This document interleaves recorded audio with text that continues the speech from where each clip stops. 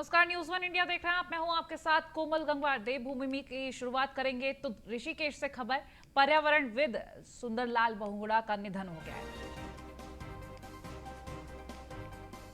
चिपको आंदोलन के प्रणेता थे सुंदरलाल बहुगुणा और 94 वर्षीय सुंदरलाल बहुगुणा का निधन हो चुका है। कोरोना संक्रमित थे, एम्स में उनका इलाज चल रहा था।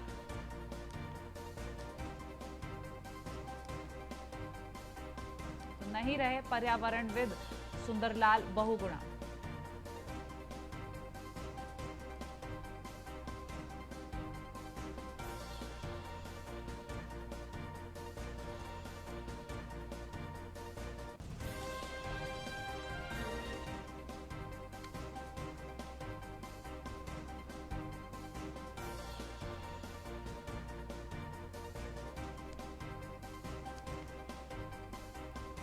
कोरोना संक्रमित थे, कोरोना संक्रमण की वजह से उनका इलाज चल रहा था एम्स में।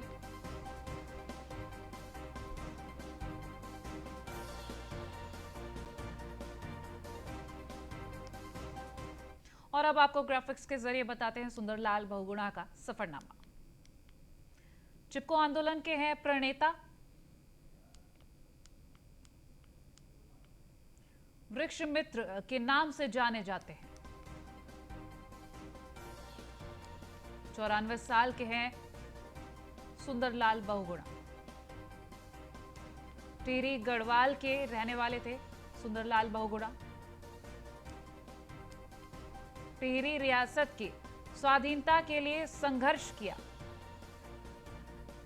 पद्म विभूषण से सम्मानित हैं।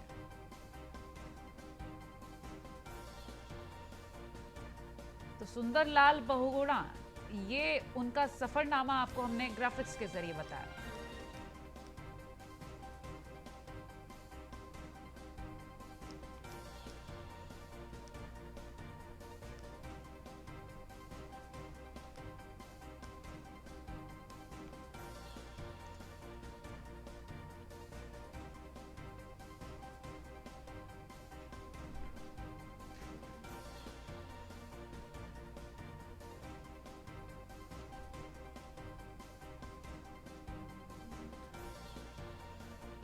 तो कोरोना संक्रमण के बाद एम्स में इलाज चल रहा था सुंदरलाल बहुगुणा का। 94 साल की उम्र में उनका निधन हुआ है। पर्यावरणविद सुंदरलाल बहुगुणा चिपको आंदोलन के प्रणेता थे। और आपको ये भी बता दें कि कोरोना की वजह से उनका निधन हुआ।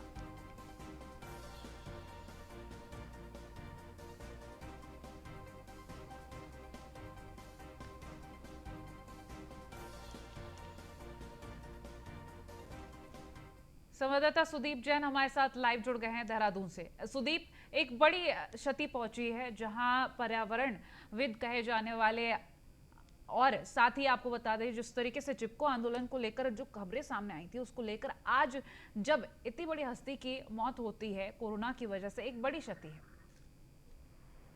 देखिए, सुंदरलाल बहुगुणा पूरे देश के लिए एक नाम है। पर्यावरण का जब भी, पर्यावरण संरक्षण का जब भी नाम आएगा, सुंदरलाल बहुगुणा सबसे अग्रणी, सबसे प्रथम पंक्ति में सबसे आगे खड़े हुए व्यक्ति होंगे। सुंदरलाल बहुगुणा जी वो व्यक्तित्व थे जिन्होंने 5000 किलोमीटर हिमालय का सफर भी किया है और चिपको आंदोलन के प्रणेता थे। चिपको आंदोलन की शुरुआत एक विरोध था, जो ठेकेदार वन काट रहे थे, उनके ही नेतृत्व में महिलाएं पेड़ से चिपक कर खड़ी हो गई, जिसको चिपको आंदोलन का नाम दिया गया। और फिर ये पूरे देश में फैला। उस जमाने में फैला जब मीडिया का इतना नेटवर्क नहीं था, सोशल मीडिया तो था ही नहीं, पूरे देश में इसने एक आवाज दी।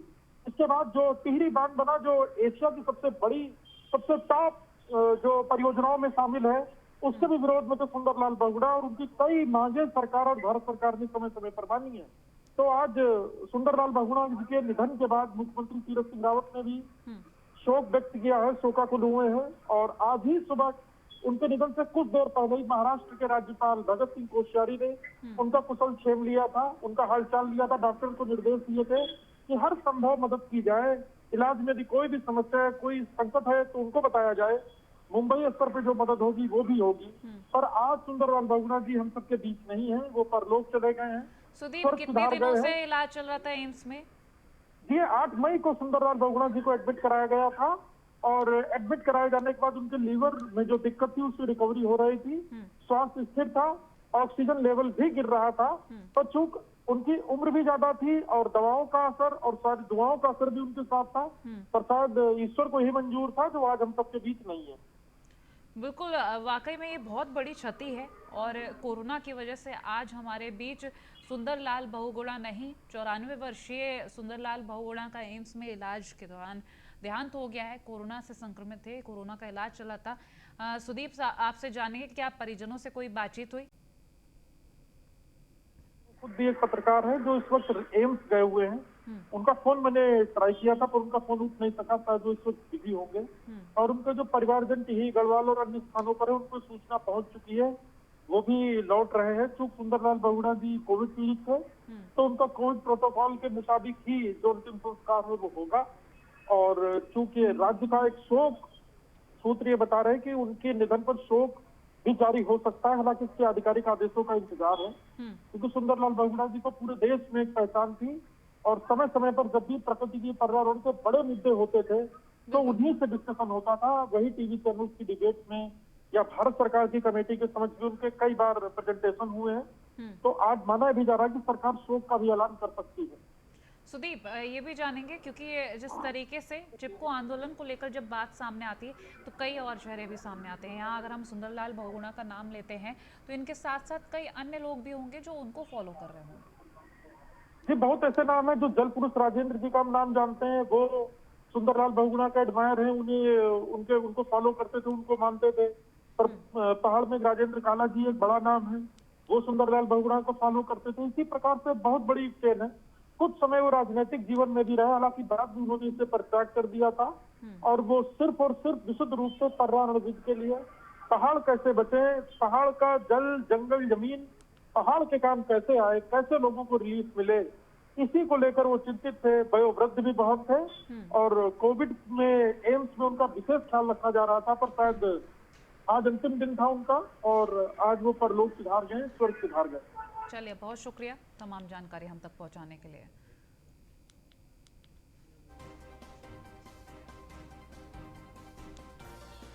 सुंदरलाल बहुगुणा 94 साल के थे और एम्स में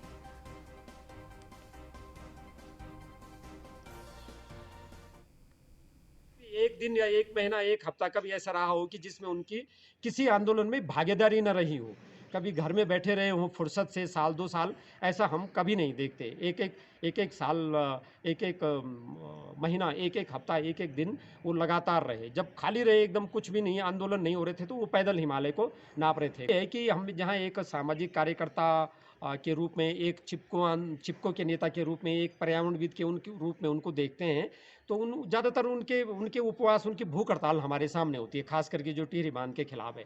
लेकिन उन्होंने लिखा भी बहुत महत्वपूर्ण है, जिस पे लोगों ने बहुत राष्ट्रीय अंतर्राष्ट्रीय स्तर पर उसके, हालांकि वो हिंदी अंग्रेजी दोनों में लिखते थे, लेकिन दूसरी भाषाओं में भी छोटी छोटी उनकी किताबें अभी भी हम देखें, उनके भाषणों के अंश अलग अलग बहुत सी संस्थाओं ने, विश्वविद्यालयों ने।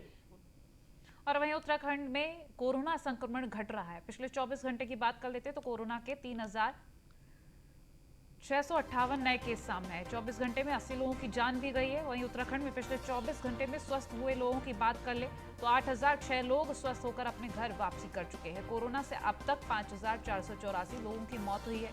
देहरादून में कोरोना के 566 नए केस सामने आए। हरिद्वार की बात करें तो कोरोना के 548 नए केस सामने आए हैं। उधम सिंह नगर की बात करें तो कोरोना के 503 नए केस सामने आए हैं। नैनीताल में बात करें कोरोना के 414 नए केस सामने आए हैं। तो टिहरी में कोरोना के 315 नए केस सामने आए हैं। बागेश्वर में कोरोना के 278 नए मामले सामने आए हैं। चमोली में कोरोना के 205 नए केस सामने आए। पिथौरागढ़ में कोरोना के 189 नए केस सामने आए। अल्मोड़ा में कोरोना के 182 नए केस सामने आए। पौड़ी में कोरोना के 151 नए केस सामने आए।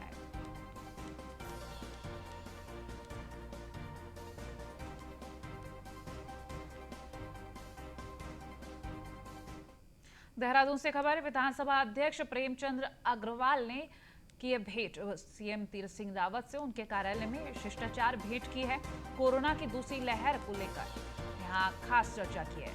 किस तरह से रोकथाम हो दूसरी लहर की, उसको लेकर खास चर्चा की। प्रेमचंद अग्रवाल ने सीएम तीरथ सिंह रावत को कुछ सुझाव भी दिए हैं। तो कोरोना नियंत्रित को लेकर कुछ सुझाव दिए हैं उन्होंने और कहा कि किस तरीके से हम कंट्रोल करें उस पर विशेष ध्यान दें। विधानसभा अध्यक्ष ने कई विकास कार्यों को लेकर भी चर्चा की।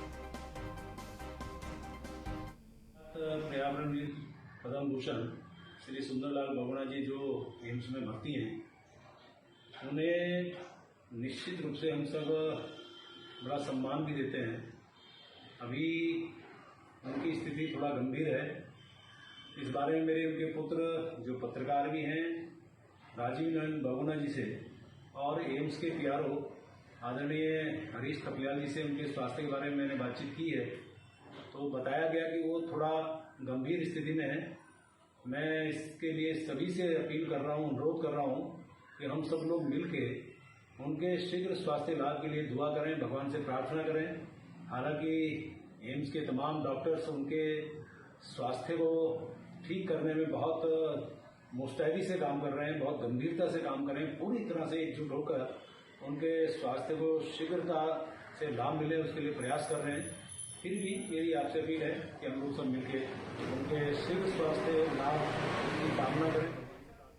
मसूरी से खबर है, उपनल कर्मचारियों के लिए राहत वाली खबर सामने आ रही है। बता दें 22,500 उपनल कर्मचारियों को 56 दिन का वेतन मिलेगा। लगभग 56 दिन उपनल कर्मचारी हड़ताल पर थे। तो कर्मचारियों ने मंत्री गणेश जोशी से वेतन की मांग की थी। वेतन को लेकर मंत्री गणेश जोशी ने सीएम से वार्ता की। तो सीएम तीरथ सिंह रावत ने 56 दिन के वेतन को स्वीकृति दी। मंत्री गणेश जोशी ने सीएम तीरथ सिंह रावत का आभार भी जताया।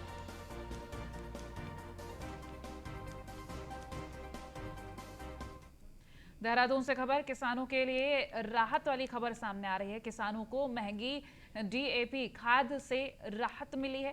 केंद्र सरकार ने 140% खाद सब्सिडी बढ़ाई है। तो अन्नदाताओं के हित में ये ऐतिहासिक निर्णय लिया गया है। किसानों के हित में सरकार ने पहले भी कई अहम फैसले लिए हैं। तो पीएम मोदी के इस निर्णय से किसानों को बहुत लाभ मिलेगा। सीएम तीरथ सिंह रावत ने पीएम मोदी का इसको लेकर आभार जताया।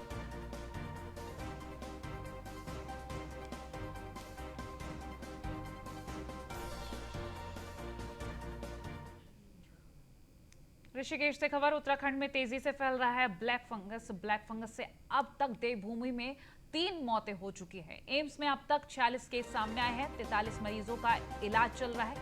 3 मरीजों की मौत हो चुकी है। एक और कोरोना से जूझ रहे हैं, दूसरी ओर ब्लैक फंगस नामक ये महामारी सामने आ चुकी है।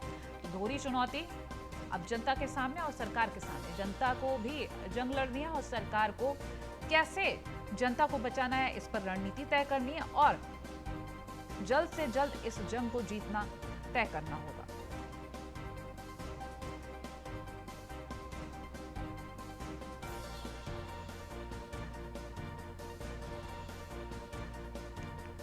ब्लैक फंगस लगातार बढ़ता नजर आ रहा है। कोरोना के आंकड़े एक ओर बढ़ रहे थे, अब दूसरी ओर ब्लैक फंगस बढ़ता नजर आ रहा है।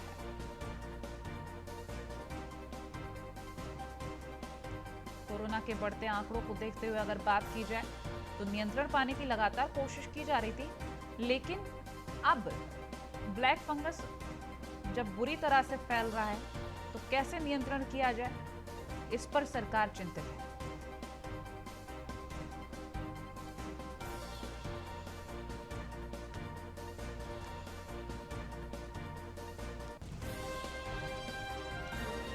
संवाददाता संजय शर्मा हमारे साथ फोन लाइन पर जुड़ गए।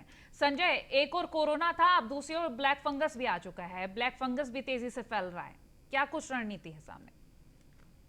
लगातार यहाँ पर ब्लैक फंगस के जो मरीज हैं एम्स में भर्ती हो जा रहे हैं और अभी तक जो वहाँ पर जो गिनती हुई थी वो वैसे तो ज्यादा थी, क्योंकि उसमें 3 लोग गुजर की मौत हो चुकी है और एक को डिस्चार्ज कर दिया गया। तो 46 लोग जो केस हैं तो अभी भी एम्स में हैं।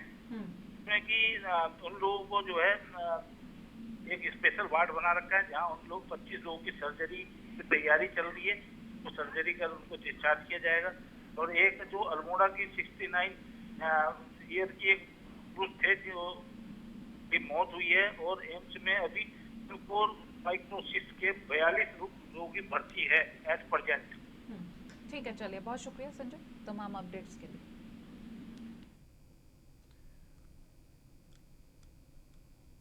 खबरों में आगे बढ़ेंगे तो डोईवाला से खबर। पूर्व पीएम राजीव गांधी की पुण्यतिथि है आज। कांग्रेस कार्यकर्ताओं ने राजीव जी को श्रद्धांजलि दी है। राजीव की पुण्यतिथि पर गरीबों को राशन बांटा गया। रक्तदान शिविर का भी आयोजन किया जाएगा।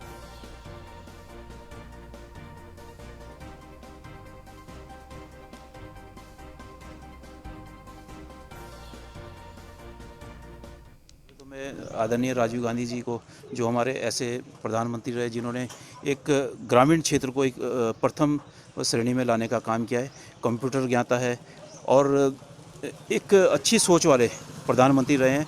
मैं उनको नमन करता हूं।